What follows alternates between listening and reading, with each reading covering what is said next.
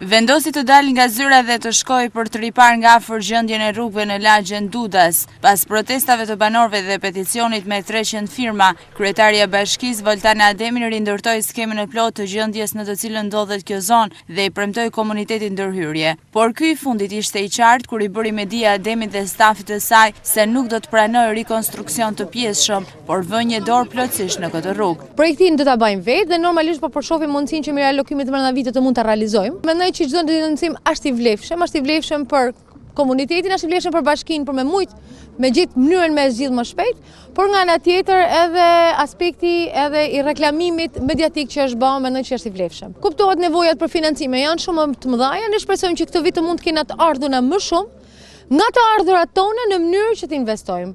Edhe për rrugicat në Gjuhadol dhe të Kafja Madhe, pasi u pyet nga TV1 Channel, Ademi theksoi se brenda 2 ditësh nis puna për veshjen me pllaka.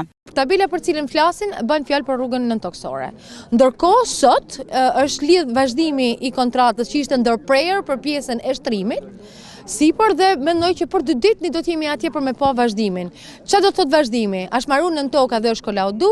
Vazhdim do të thotë kanalizimi i urave të bardha dhe pjesa e shtrimit me pllaka, ashtu sikurse ishte parashiku. Ato do të ecin me ritmin e për kohën e kontratës që i ka metë për realizu. Performanca e dobët në terren dhe pakënaqësitë e akumuluara në komunitet duket se kanë dhënë efektet e para te kryetaria e bashkisë që ka vendosur të dalë në terren për të premtuar, gjithmonë duke shpresuar që investimi të mos mes vetëm në letër, siç është kthyer në praktik nga premtimet e shumta deri më tani.